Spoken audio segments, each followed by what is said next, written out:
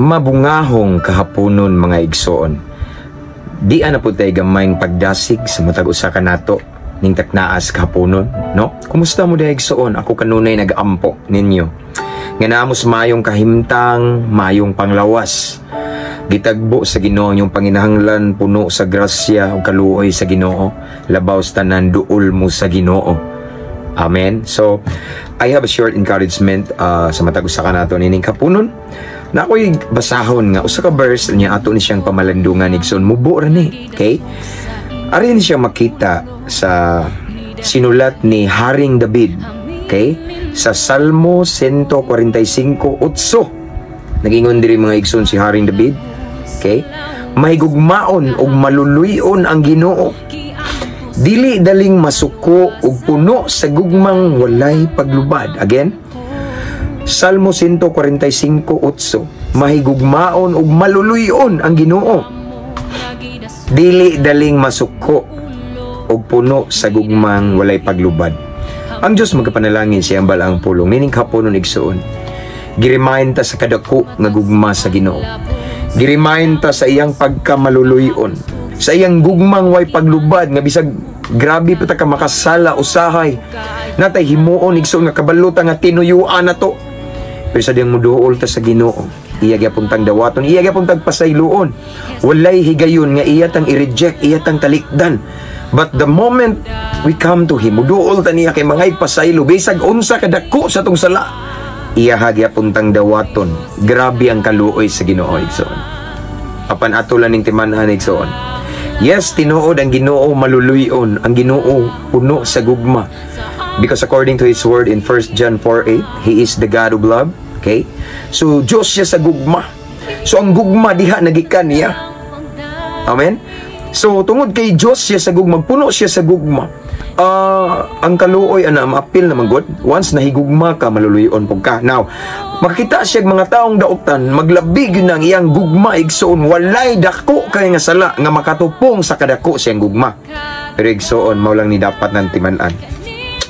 Usahay na yung mga tao nga magsalig sa gugma sa Ginoo. Usahay na yung mga tao nga magsalig ka ang Ginoo maluluyon. Ang Ginoo puno sa gugma. Ang Ginoo di mausab. Yes, tinuod. Ang Ginoo maluluyon. Mabitan ng ingon ang Lamentations nga His mercy never comes to an end. They are new every morning. Ang kaluoy sa Ginoo ginabag-o matag adlaw. So every day, every morning, nganong ning matata, tungod kay gi-extend lang di ay ni Lord ang iyang kaluoy, ginabag-o matag adlaw. Gikaluy-an ta sa Ginoo pero mao lagi na igsoon. Ayaw kumbiyansa. Dili nato himuong garantiya nga ang Ginoo puno sa gugma, puno sa kaluoy, maluluyon siya. Yes, that's true. Pero na mao ni timan igsoon kay na ani nga linya, ani nga bersikulo na ako'y namatikdan tanawa. May gugmaon ug maluluyon ang Ginoo nindot kayo no. Pero bantayin dili daling masuko ug puno sa gugmang way paglubad. Kanang word nga dili daling magsuko usahay mo pasabot ana. Bisag Ginoo sa unsa ka mahigugmaon ug unsa ka maluluyon, masuko siya. Kamao siya masuko igsoon. Kay nagaingon sad siya siyang pulong nga kung unsa ang gitanom nato, kung unsa ang ato ang binuhatan. No, naadyo'y husay, naay consequence, naay resulta, naay bunga sa tong gitanom. Amen? Kung ibantayan na ito, igsoon, kay kaning word nga niingon siya, dili siya daling masuko. Yes, maluluyon, may gugmaon siya. Dili daling masuko. It means masuko siya. Nganong masuko man ang Ginoo? Dagang nangutanan ako ng pastor kung tinuod ang Ginoo, gugma pa. Nganong masuko man siya? Nganong gitugot man niya nga mauni-mauna? Nganong gitugot? No, yes, because our God also, at the same time, is the God of justice. He loves justice. Ikson, hustisya atong Ginoo. So yes, may gugmaon siya. Yes, maluluyon siya. Way paglubadi ang gugma. Apan mao ni timan igsoon. Kamao sad siya masuko. Tungod kay siya hustisya. Siya Dios sa hustisya kung unsa tong gipugas, unsa tong gitanom mo ani gid tanay consequence in our every actions and decisions. Amen. Mao ni igsoon usa ka pagpahinumdum nato ni dili nato abusaran iyang grasya. Dili na to abusaran mga igsoon iyang gugma kay may gugmaon siya ang iyang kaluoy. Dili na to abusaran igsoon. Ngano man kay nga atong abusaran na iyang grasya sa impierno ta madisgrasya, no? Naay consequence. Amen. Yes, tinuod. Dili siya daling masuko, but it doesn't mean nga di siya masuko. Dili siya daling masuko, dili lang dali. Kay taas iyang pasensya. May gugmaon siya.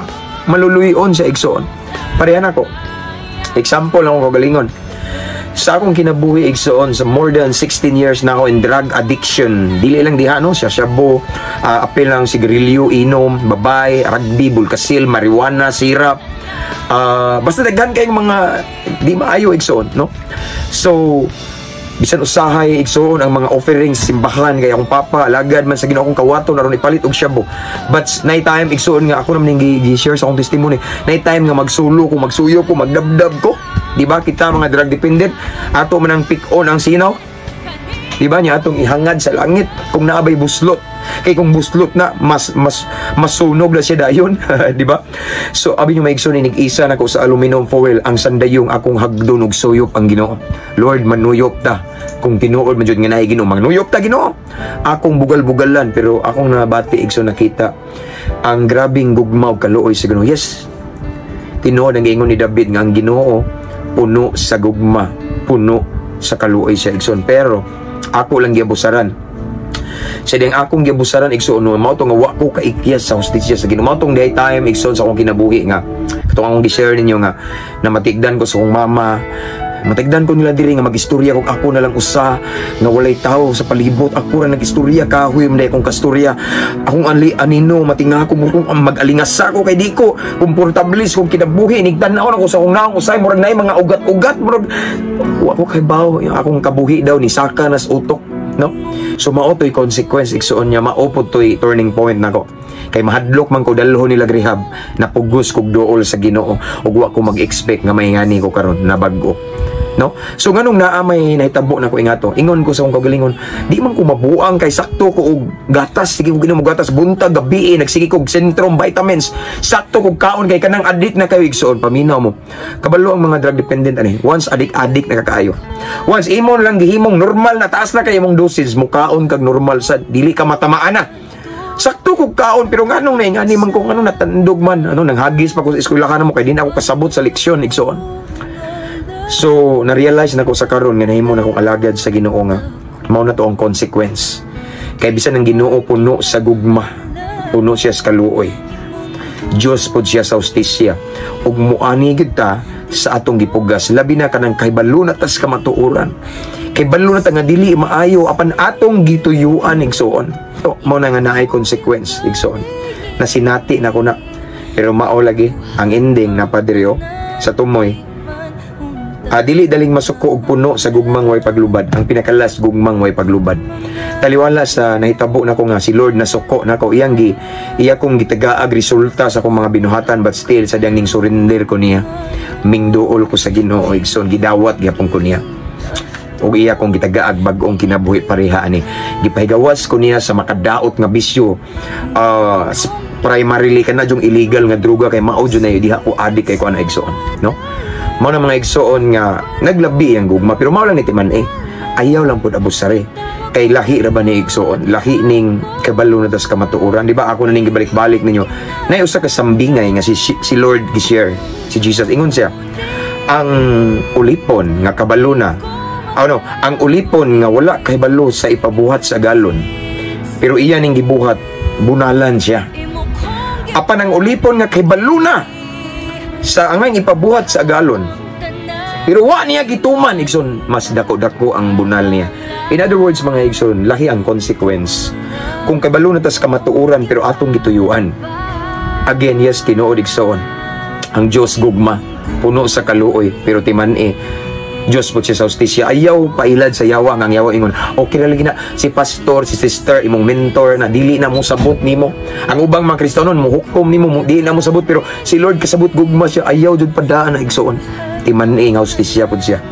Gitagaan tag-igong kaalam sa Ginoo para pagpili, igsoon, pag-ila sa maayo og daotan.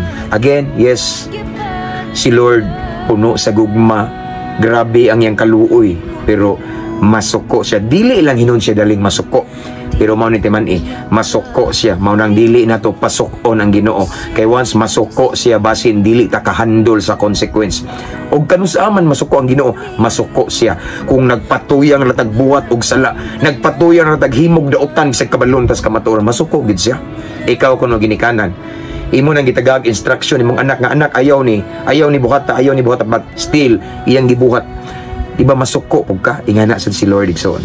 Since He is the God of justice, iya gyud ang i-execute ang hustisya kanato. Mao na nga pagdasig kanato ning kapunon, dili nato pasukon si Lord.